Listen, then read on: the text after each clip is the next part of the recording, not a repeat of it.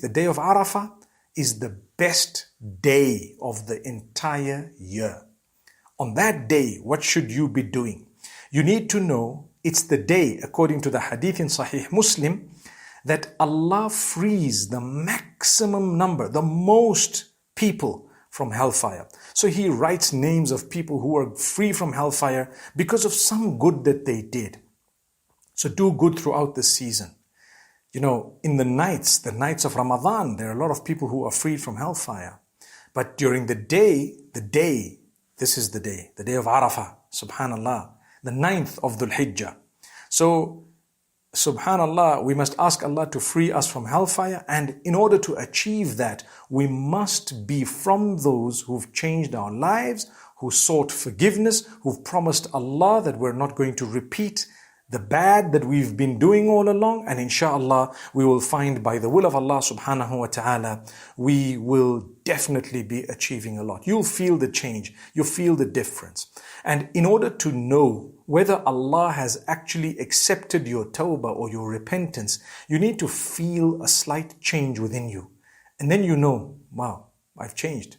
Meaning Allah has accepted my repentance by His will, by His fadl, by His grace, His mercy. Now, we've spoken about sins being forgiven for the fast of the day of Arafah. I just want to mention the hadith of Abu Qatada radiyallahu anhu, wherein he says that whoever fasts on the day of Arafah, the Prophet Muhammad, peace be upon him, has said that the sins of both years will be forgiven. Both years meaning the current and the coming. But that's speaking about minor sins. As for major sins, they require specific tawbah, specific repentance. So someone's committed a major sin, Allah will forgive it on condition that you seek forgiveness specifically for the sin that you've committed. And then the hadith says the best supplication is the supplication of the day of Arafah. So on the day of Arafah, supplicate. Now, there is a dispute amongst the scholars as to should we be with those who are in Arafah or should we be following the 9th of Dhul Hijjah. The vast majority say follow the 9th of Dhul Hijjah, because if you were to sight the moon before the people in Arafah, it would be your day of Eid when it is their day of Arafah, and that would confuse things completely. And that's very possible to happen. And it has happened in the past, although a long time back. But in order to prevent all of that, when it is your 9th of Dhul Hijjah, it is the day of Arafah.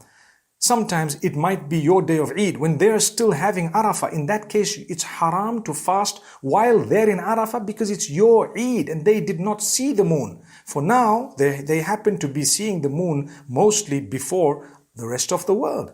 Things have happened differently in the past, may happen differently in the future. So, although there is an opinion, let's not fight about it, whichever opinion you follow. I've just mentioned what opinion I follow, but at the same time, those days are blessed days. Don't involve in fighting and dispute. That's the last thing you should do.